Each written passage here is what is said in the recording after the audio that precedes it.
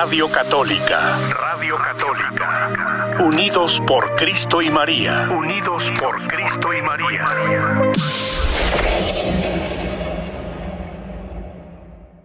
El padre Jorge en el programa Pregúntame. Así que lo invitamos a usted que está en casita a que siga en sintonía de esta su radio de bendición, y también lo invitamos a usted que nos va a seguir a través de las redes sociales a que se una con nosotros, y si tiene alguna pregunta que salga durante el programa, con mucho gusto el padre se las va a responder. Hola padre, ¿cómo está? Muy buenas, muy buenas contigo, tardes. Eres una excelente locutora, mi querida Lucy. Por eso Mateito heredó de ti. Oye, ¿qué es lo que han estado anunciando y qué está sucediendo? Bueno, es que estábamos comentando de que ya venía su programa, así de que les invitábamos a las personas, y por eso es que ahorita les decimos, ya llegó lo que les avisamos, ya está aquí en puerta, ya tenemos al padre Jorge Román. Ya llegó, ya llegó. Está aquí. Ok, muy bien, mi querida Lucy. Oye, Mateo,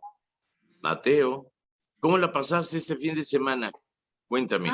Muy bien. ¿Qué hiciste? Cuéntame. El fin de semana, ¿qué cree que hicimos? ¿Qué hicimos? Bueno, lo que se pueda platicar, platícanos. Fuimos a la nieve ayer. ¿A la nieve de limón, de guanábana o de qué? ¿A la nieve en dónde? No ese tipo de nieve. ¿A qué nieve? A otro tipo de nieve. En la nieve donde se juega ahí. Entonces, ¿Cómo se llamaba el lugar? Pinecrest. Fuimos allá a Pinecrest. A Biden. A Pinecrest. No conozco por ahí, pero pues debían de haber venido aquí a Mammoth Lakes, que tenemos nieve al por mayor.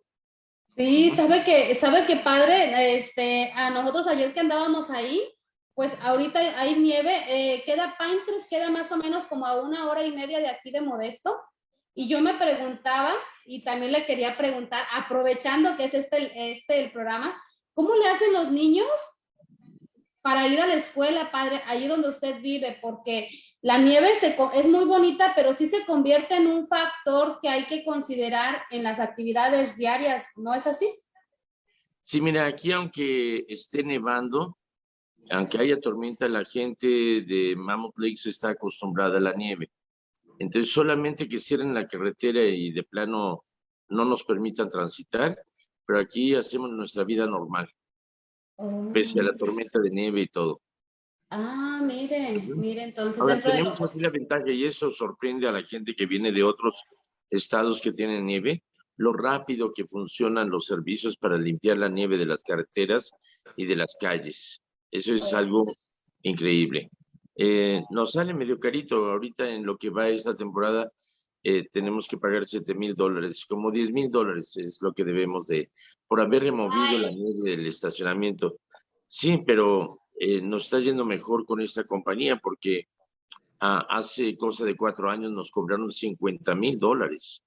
Así que, sí, hay días que no los gano, Mateo. Fíjate. Sí, no, pero sí, se limpia la nieve inmediatamente con unas máquinas y la gente hace la vida normal. Bueno, pues qué bueno, y qué bueno también saberlo, ¿verdad?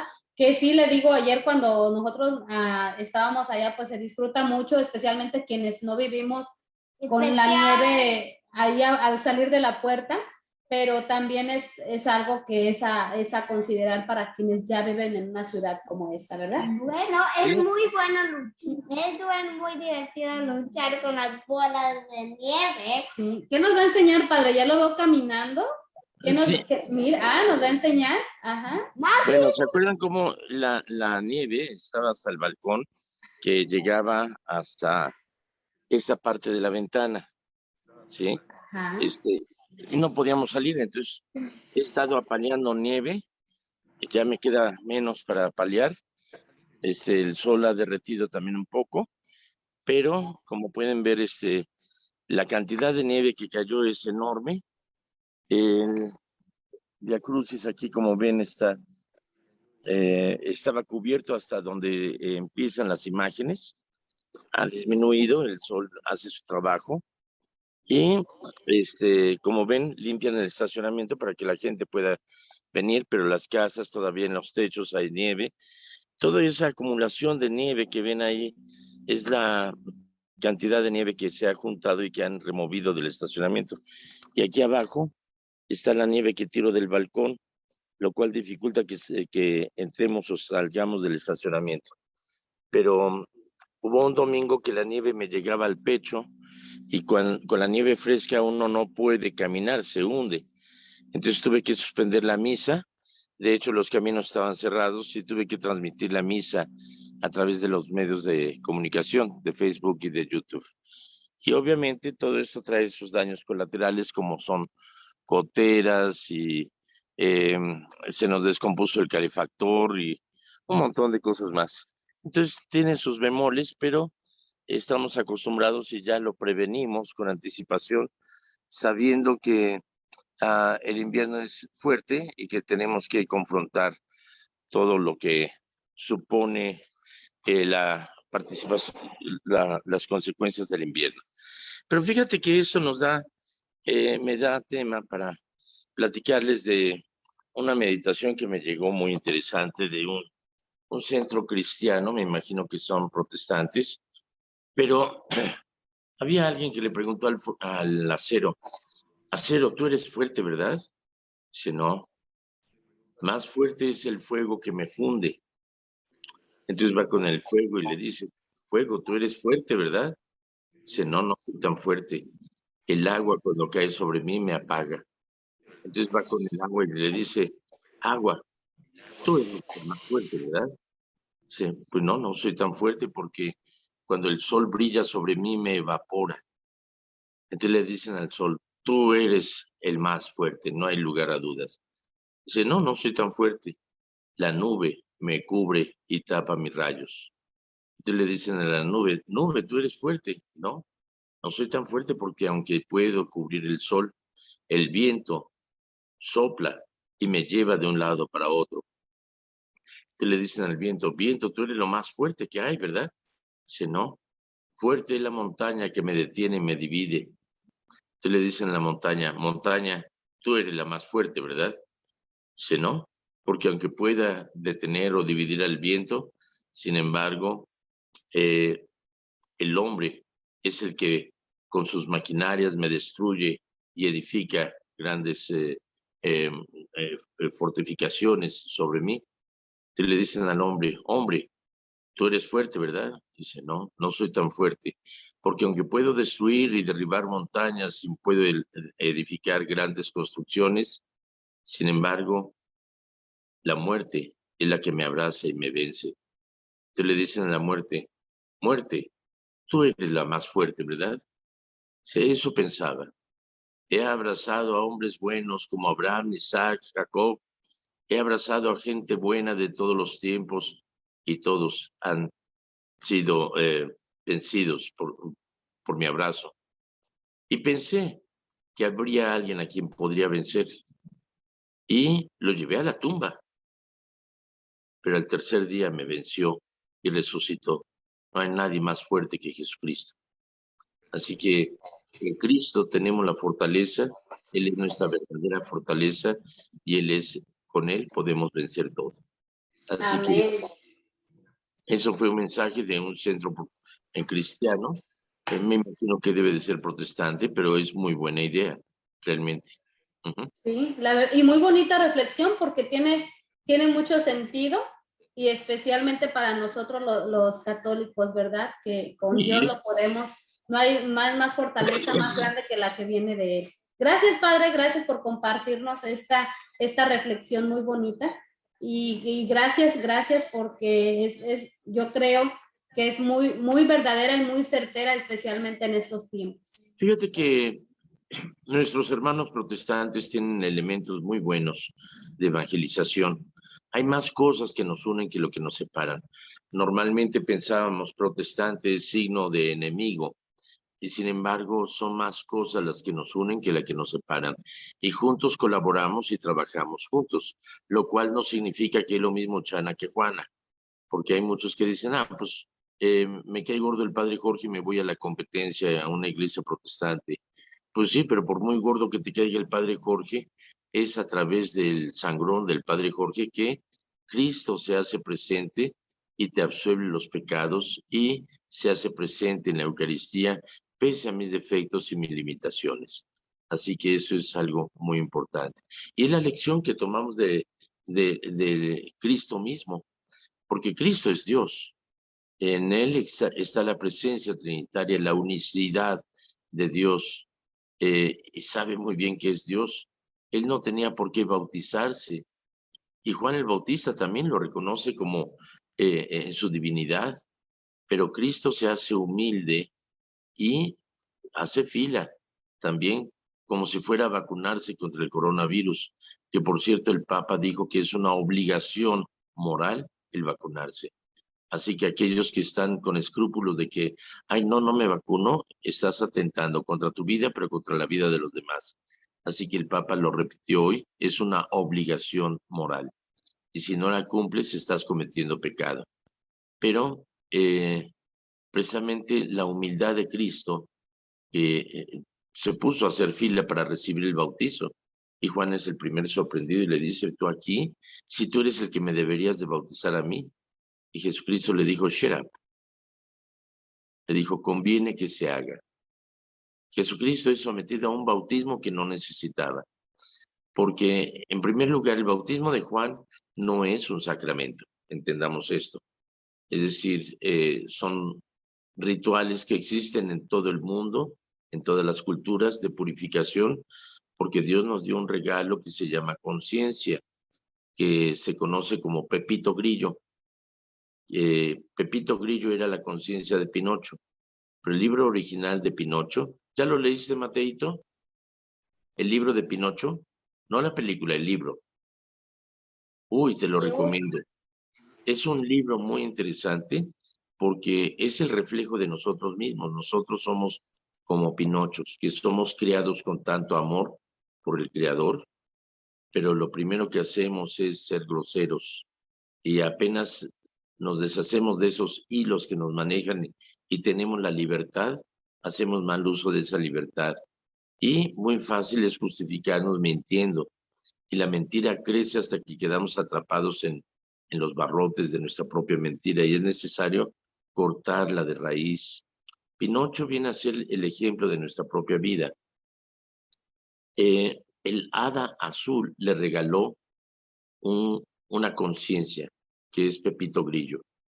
Pero también como Pinocho, no soportamos a Pepito Grillo.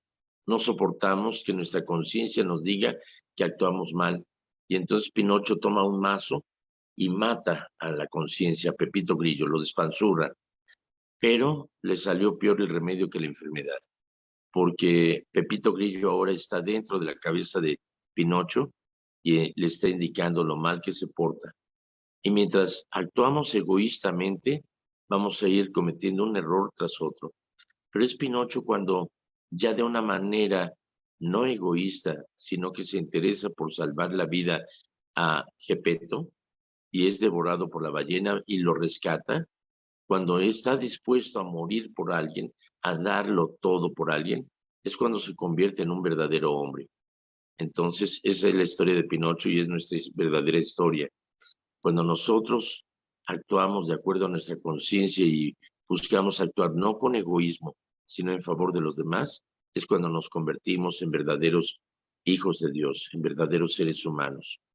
Esa es la lección de Pinocho, pero esa conciencia que trabaja en todo ser humano, creyente o no creyente, se ha manifestado como actos de arrepentimiento y de purificación.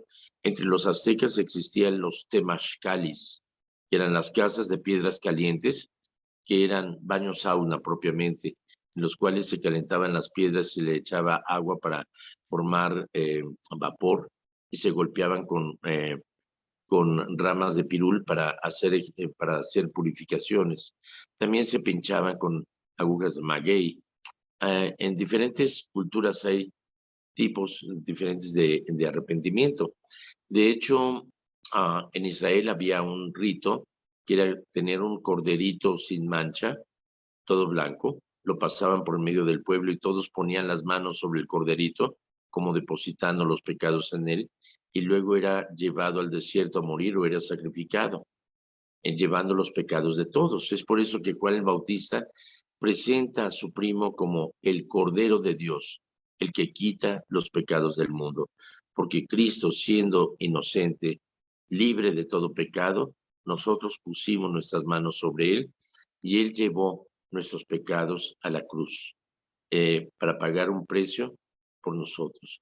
Pero lo ejemplar aquí, vuelvo a decir, el rito del bautismo era un rito simbólico de arrepentimiento, al cual Juan invita a todo el mundo. Arrepiéntanse y cambien su forma de vida. El bautismo era un signo de arrepentimiento, un signo de purificación, pero no era un sacramento. Es decir, era un simbolismo de estoy arrepentido, quiero que mis pecados sean perdonados, pero el pecado no puede ser perdonado sino solamente por Dios. Es por eso que los fariseos, los sacerdotes se escandalizaban con Cristo cuando decía tus pecados te son perdonados. Decían, ¿y quién es este para perdonar pecados? Solamente Dios puede perdonar pecados. ¿Qué te crees que eres Dios? Pues sí, no se cree, sino que es Dios. A ver, ¿qué es más fácil decir? Tus pecados te son perdonados, o levántate, toma tu camilla y vete a tu casa, porque del dicho al hecho hay mucho trecho, y del plato a la boca se cae la sopa, y de lengua me como un plato. Y ahora es cuando chile verde hay que darle sabor al caldo. Entonces, para demostrar que Cristo tenía ese poder para perdonar pecados, órale, chato, levántate, toma tu camilla y vete a tu casa. Entonces, Cristo... ¿Puedo interrumpir que tenemos unas preguntas? Las preguntas pueden esperar tantito, Mateito. El hecho es de que Cristo es el único que tiene ese poder para perdonar pecados. Ahora, el bautismo, ¿qué es lo que nos da y qué es lo que nos quita? A ver, Mateo, tú que eres muy sabio, ¿para qué sirve el bautizo? Para quitarte el pecado original, por supuesto. Para quitar todos los pecados, hasta el pecado original, qué bueno. ¿Qué más? ¿Para qué otra cosa?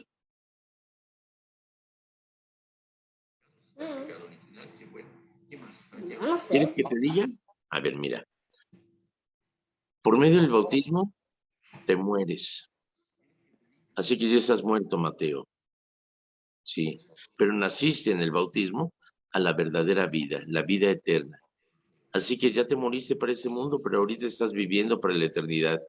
El día en que tu corazón deje de latir, vas a cerrar tus ojos para este mundo y los vas a abrir delante de Dios. Pero ya no vas a morir. Estás llamado a una vida inmortal desde que te bautizaron. Entonces, estamos llamados a ser inmortales. Nos quita todos los pecados. Así si tú fueras narcotraficante, asesino a sueldo, fueras terrorista, todo lo peor, pero te arrepientes si eres bautizado, entonces todos tus pecados te son perdonados. El pecado original, que es el pecado con el que nacemos, esa ausencia de Dios, se ve perdonado y se ve suplido por la presencia de Dios en nosotros, que es, nos convertimos en templo vivo donde habita el Espíritu Santo. Por lo tanto, somos templo vivo del Espíritu Santo. Por medio del bautismo, también se nos incorpora el cuerpo místico de Cristo, que es la iglesia. O sea, somos parte de ese cuerpo místico de Cristo. Por medio del bautismo, somos ungidos como sacerdotes, profetas y reyes. Así que todo esto nos da el bautismo. Recordemos otra vez, el bautismo de Juan no es un sacramento, pero vamos a pensar, Cristo no necesitaba ser perdonado porque no tenía pecados. El pecado es una imperfección y Dios es perfecto. Y Cristo, siendo verdaderamente Dios y verdaderamente hombre, es perfecto. Así que no tenía pecados. El bautismo nos da la vida eterna, pero Cristo es el siempre eterno, que está desde fue engendrado, no creado, de la misma naturaleza que el Padre, porque en todo fue hecho. ¿Ok? O sea que Cristo está desde el principio. Él dice en la oración que hace a su Padre en el Evangelio de San Juan, capítulo 17, te pido, Padre, que me des la gloria que tenía contigo desde el principio del mundo, cuando creamos el mundo. Jesucristo es la palabra que está creando todo y la palabra hecha carne. Entonces, Cristo no necesitaba ganar la vida eterna porque Él es el Señor y dador de vida. Por medio del bautismo somos hijos de Dios. Dios tiene un solo hijo que es Jesucristo. Es el unigénito, que es Dios. Pero por medio del bautismo se nos hace ser hijos de Dios por adopción. Y los hijos de adopción tienen el mismo derecho de la herencia de todos los bienes de los padres adoptivos, como si fueran hijos naturales del matrimonio. Tienen los mismos derechos, a menos de que seas una hija rara como en la familia Peluche, ya será otra cosa, pero los hijos tienen los mismos derechos. Somos hijos de Dios y más vale que nos la creamos y nos portemos como hijos de Dios y no como hijos de la fregada. ¿Ok? Por medio del bautismo, somos templo vivo donde habita el Espíritu Santo. Este espíritu de amor que es Dios, que vive en nosotros y que nos lleva a hacer obras de Dios, obras buenas. Pero nosotros, así como Pinocho, tiene la libertad, ya no está atado de hilos. Dios no nos mueve como si fuéramos títeres. Nos da la libertad. Y esta libertad que mal usamos, que es el libre albedrío, Dios lo respeta. Y si le decimos, no quiero, pues Dios no respeta. Creo que hasta los sicarios y narcotraficantes que fueron bautizados tienen al Espíritu Santo. ¿Pero por qué no actúa el Espíritu Santo ahí? Pues porque ellos apagaron el switch del Espíritu Santo y dicen, no quiero vivir en las tinieblas. Y Dios dice, pues ni modo, es tu decisión. Entonces, Cristo no necesitaba el Espíritu Santo porque ya está en sí. La presencia trinitaria, la unicidad de Dios, está en Cristo. Cuando Felipe le dice a Jesús, Señor, muéstranos a tu Padre y eso nos basta, Jesús le dijo, Felipe, qué naco te viste. Qué mal te viste. ¿Tanto tiempo hace que estoy contigo y no conoces a mi Padre? ¿O no crees que el Padre está en mí y yo en mi Padre? Quien me conoce a mí, conoce a mi Padre. Y el Espíritu Santo es que procede del Padre y del Hijo, que con el Padre y el Hijo recibe una misma adoración y gloria y habló por los profetas. Es decir, esa unidad de amor del Padre y el Hijo es ese Espíritu de amor, Espíritu Santo, que nosotros recibimos, pero que Cristo lo tiene y nos lo envía. Sopla sobre sus apóstoles y les dice, reciban el Espíritu Santo, les doy el poder para perdonar pecados. Los pecados que perdonen la tierra, perdonados serán en el cielo. Los que no perdonen, quedan sin perdonar. Entonces está la presencia trinitaria en Jesús. Podríamos decir que Cristo realmente no necesitaba ser bautizado. Sin embargo, no lo necesitaba, como tampoco necesitaba ser crucificado. ¿No? ¿O tú crees que sí necesitaba ser crucificado? ¿Tú qué dices, Mateo? ¿Cristo necesitaba morir en la cruz o no? ¿Sí o no? Sí, ¿Para qué? para salvarnos. Bueno, pero tenía que ser a través de su muerte. ¿No podría habernos salvado de otra manera? No sé. Yo tampoco, por eso te estoy preguntando, Mateo, porque tú eres muy sabio. Y usted es muy sabio. ¿Tú eres muy sabio? ¿Sí? Yo muy sabio. Bueno, mira, imagínate, yo me pongo a pensar, haz de cuenta, si nosotros cometemos muchos pecados y las consecuencias de los pecados son las guerras entre los países, la violencia, el narcotráfico, la corrupción, los malos gobiernos, la violencia doméstica, el bullying en la escuela, todo eso son consecuencias del pecado. Entonces, nosotros nos creamos nuestros propios problemas y decimos, oh, ¿y ahora quién podrá defendernos? El Chapulín Colorado ya se murió, así que necesitamos a alguien que nos salve. Bueno, yo me pongo a pensar, bueno, pues Dios que nos ama tanto y que nos quiere salvar, si viniera como Dios en todo su esplendor, uy, nos asustaríamos.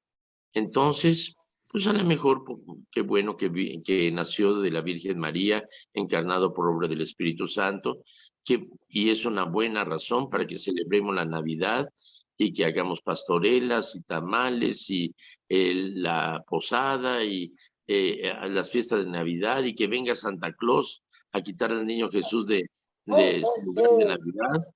Y que le hagamos más caso a la Navidad por Santa Claus que por Cristo, bueno, sería buen pretexto. Ok, ese niño hermoso que nació en Belén, toda esa historia bonita, Cristo creció y entonces cuando hace su vida pública podría haber dicho, mis queridos amigos, chavos, yo soy Dios, vine desde el cielo para decirles cuánto amor les tiene mi Padre. Y mi papi me mandó para decirles que los quiere mucho, que están perdonados, la deuda está saldada, ya no se preocupen, pero Mateo, pórtate bien porque te quiero ver en el cielo, ¿ok? Lucy, pórtate bien, no me regañes mucho a Mateito, así que pórtense bien porque los quiero ver en el cielo. Bueno, ya vine a decirles, ya me voy, ahí nos vemos, se portan bien, ahí nos vemos en el cielo, punto. Y hubiera ascendido de una forma gloriosa y todos, asunto arreglado, ¿no crees? ¿Para qué morir crucificado? ¿Hay alguna razón, Lucy? Pues sí, justamente porque Él se quiso humanizar con nosotros, mostrándonos que cuando tenemos a Dios, en Dios todo es posible. Incluso el sacrificio que Él vivió, teniendo el amor del Padre como Él lo tuvo y la fortaleza, le permitieron vivir este sufrimiento y humanizarse sobre todo con nosotros, ¿verdad? Híjole, qué padre más malvado tiene, hombre. Si Jesucristo cuando estaba en Getsemaní decía, Padre, si es posible, aparta de mí ese cáliz. Es decir, Jesucristo confiesa, dice, ahora que tengo miedo, le voy a decir a mi Padre, Padre, líbrame de esta hora. No, si precisamente para esta hora he venido. Entonces es cuando dice, Padre, glorifica a tu Hijo y con esa gloria que le diste al principio del mundo. Y se oyó la voz que decía, lo he glorificado y lo volveré a glorificar. Pero esa agonía de Getsemaní, a mí me impresionó mucho celebrar la misa ahí en Getsemaní, porque es el momento de transición. Cristo podría haber dicho, no, ahí muere, me rajo. Podría haberse ido a Galilea y podría haber estado a salvo, no sé. Y sin embargo dice, Padre, si es posible, aparta de mí este cáliz, pero que no se haga mi voluntad, sino tu voluntad. Y se va haciendo la voluntad del Padre y le di mucho chicharrón, lo que ubicamos, ¿sí? Pero podríamos decir, ¿qué padre más malvado? Que la voluntad del Padre es que su Hijo muera. ¿Tú crees eso? ¿No? No, porque no, Él sabe que no va a morir. No, él murió, ciertamente, es dogma. Cristo murió y descendió a los infiernos, es decir, bajó al Seol, al sepulcro. Pero no es la voluntad del Padre que Cristo muera. Cristo murió no por voluntad del Padre, sino porque nosotros gritamos, crucifícale, crucifícale. Y cuando lo hicimos, si no estábamos ahí, cada vez que acusamos a alguien, cada vez que buscamos cómo fregar a alguien, crucifícale. Cada vez que humillamos a alguien o nos burlamos de alguien, crucifícale. Cristo lleva el sufrimiento de todos nosotros. No necesitaba morir en la cruz, pero lo hizo porque nosotros siempre pedimos pruebas. Te quiero mucho, sí, demuéstramelo. Eso era frustrante para mí. Me imagino que qué bueno que tú no tienes una mamá como la que yo tuve, Mateo. Porque, no, en serio, porque yo iba con mamá, iba a abrazarle, le daba un beso y le decía, mamita, te quiero mucho. Si me quisieras, me obedecerías. Hija de su madre. O sea, chantajista mi mamá, pero me ponía condiciones. Si me quisieras, no me harías enojar. Entonces me frustraba mucho. Siempre pedimos pruebas y ahí tenía que hacer pruebas de que la amaba para que me la creyera. Nosotros somos así. Sí, le podríamos decir a Dios, sí, tú nos pides que nos amemos mutuamente y que amemos a nuestro enemigo, pero tú qué sabes lo que es tener enemigos, tú qué sabes lo que es amar a Dios en tierra de indios, hombre, tú qué sabes lo que es perder un ser querido, un papá aquí en la tierra, tú qué sabes lo que es ser traicionado por tu amigo, tú qué sabes lo que es ser abandonado por tus amigos cuando más lo necesitas. Tú que sabes lo que es trabajar duro y sacarte ampollas de las manos, trabajando en una carpintería, tú que sabes de eso, tú que sabes lo que es el que todo mundo te condene, te ofenda, tú que sabes lo que es la muerte, la sentencia de muerte, el ser acusado falsamente, si tú estás muy a gusto en el cielo. Cristo se hizo uno con nosotros y esa humildad de Cristo que sin necesitar el bautismo se hace solidario no con el pecado, sino con nuestro arrepentimiento, con nuestra humanidad. Dios ama al pecador, no ama al pecado. Cristo no necesitaba morir crucificado, pero Cristo paga el precio por nosotros y nosotros nos identificamos con ese sufrimiento de Cristo. Así que el bautismo de Cristo, que no necesitaba, tiene mayor mérito por esa solidaridad y esa humildad de Cristo con nosotros. Y en la misma forma, hay que saber ser humildes, porque el día en que Mateo nació, fue bautizado, se oyó la voz del Espíritu Santo que decía, tú eres mi Hijo amado en quien me complazco. Y lo mismo sucedió cuando Lucy fue bautizada. Tú eres mi hija amada en quien me complazco, porque el día de nuestro bautismo fuimos hechos hijos de Dios. ¿Te das cuenta, Mateo? Eres hijo de Dios. Así que lo que estás haciendo a través de la radio es muy bonito, pero ojalá y lo sigas haciendo con tus compañeros de escuela, con toda la gente, que tengas ese amor de Dios que sea contagioso para que otros como tú también sean tan buenos como tú. ¿De acuerdo, Mateo? ¿Sí o no? Sí, pero me levanté muy temprano. Pero no se me raje, ¿ok? Órale, pues. A ver, ahora sí, mi querido Mateo, ¿qué preguntas, chismes, comentarios, aclaraciones, dudas, inquietudes, quejas o qué sé yo tenemos? Échatelas.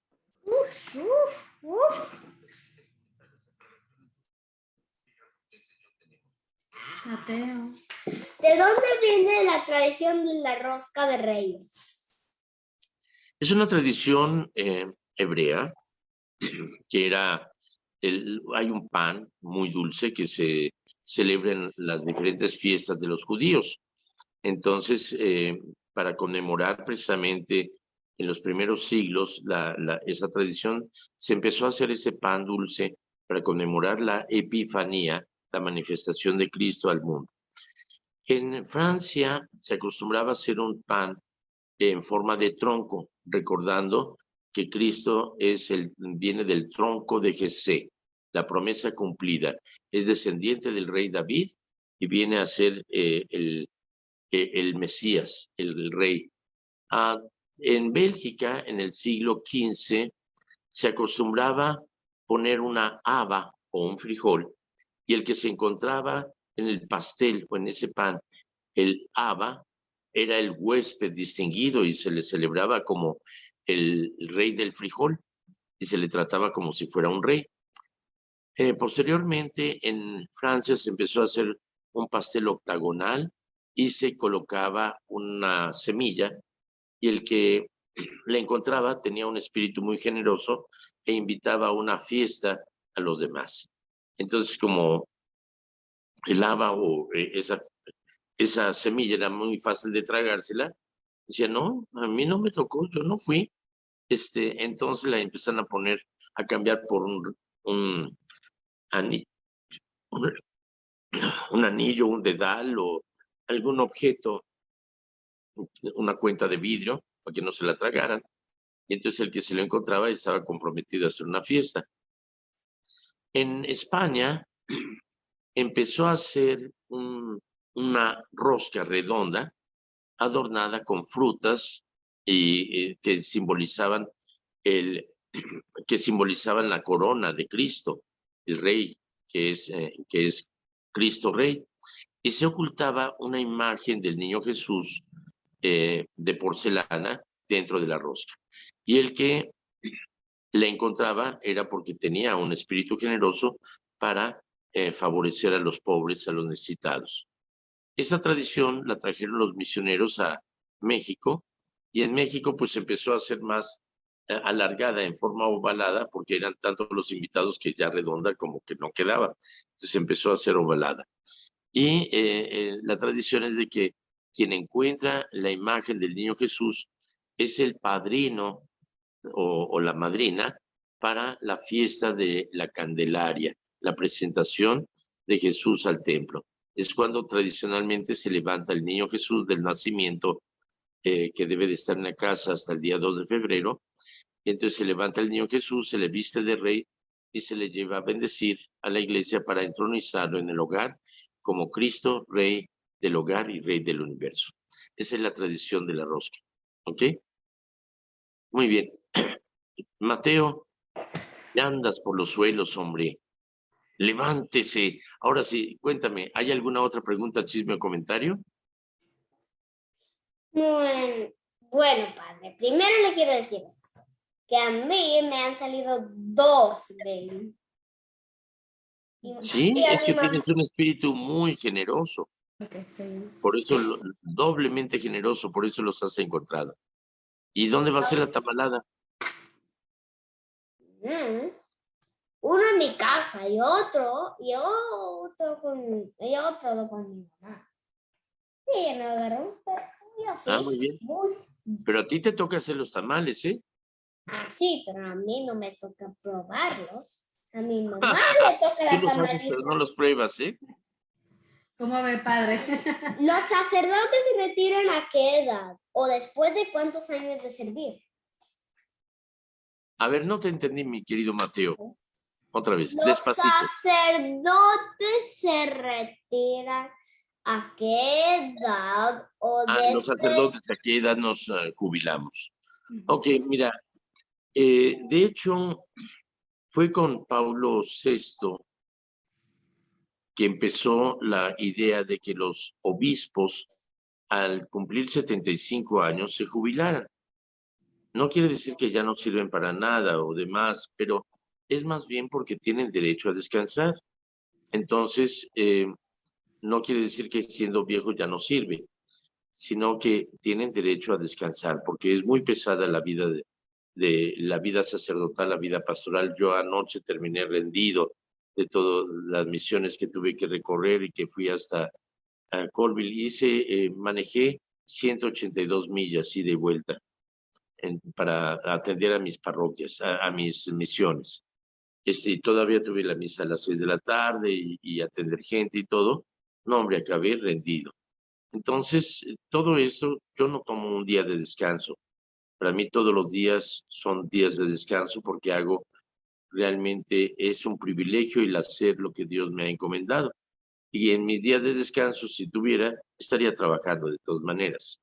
Entonces, todos los días los considero un privilegio, pero acabo cansado. Entonces, a los 75 años se pidió que los obispos renunciaran.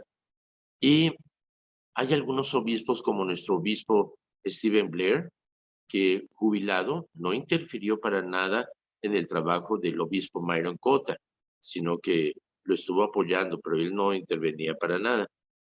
Pero sí estuvo participando en otras comisiones y en otras iniciativas, como por ejemplo la iniciativa de atender a los enfermos en sus momentos más difíciles y enseñarlos al bien morir.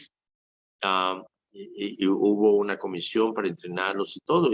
El obispo también el obispo Blair estuvo muy activo después para los derechos de los inmigrantes y estuvo muy activo en muchas cosas hasta que finalmente Dios le dijo: oye, te dije que te jubilaras para descansar y como no descansas, pues vente ya a la casa a descansar, hombre, ¿qué tanto trabajo haces? Y el Señor se lo llevó para que descanse realmente y gozando de su premio muy merecido en el cielo. Entonces, a ejemplo del obispo, pues se recomienda que los sacerdotes también nos jubilemos a la hora que lo necesitemos. Hay sacerdotes que se jubilan a los 65 años. Yo pienso jubilarme a los 75 años de edad no para rascarme el ombligo, sino para seguir ofreciéndome como servidor para las parroquias que lo necesiten, seguir, ponerme a escribir, a producir cine, a ser capellán de crucero. Bueno, cualquier cosa que Dios me tenga dispuesto, porque el hombre propone, Dios dispone, llega la mujer y todo lo descompone. No digo, perdón, una cosa es lo que uno piensa, pero Dios siempre sale con sus caprichitos, y si quieres hacer reír a Dios, cuéntale tus planes porque se va a atacar de risa. Dice, no sabe los planes que tengo para ti. Así que pienso, si Dios me lo permite, seguir trabajando hasta los 75 años y entonces jubilarme para ponerme a disposición de lo que Dios quiera, donde Él me quiera poner. ¿Ok? Gracias, padre. Gracias por contestarnos esta pregunta. Y tenemos por aquí la última pregunta. La última, porque ya se nos hizo tarde.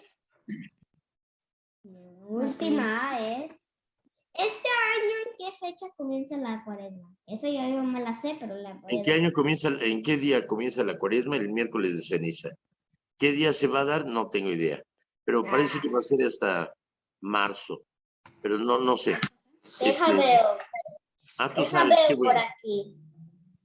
En Pascua, ya. Ay, no, ¿qué es Pascua? En marzo, ¿verdad? El miércoles de ceniza sí va a ser en marzo, pero va a ser pronto. Casi, lo estoy buscando. No me va a tener. El 2 de marzo. ¿El 2 de marzo? Sí. Muy bien, entonces ya está contestado. Gracias, Mateo, por sacarnos de la duda y por decirnos con precisión cuándo comienza la cuaresma. Ok, creo que ya vamos a terminar. Gracias, padre. Ya fueron todas Ya las terminamos, preguntas. más bien. ¿Sí? Pues muchísimas gracias, Lucy. Siempre es una alegría el verlos a ustedes dos, que son excelentes. Gracias, Mateo. Andas ahora muy colorado como el chapulín, y muy elegante.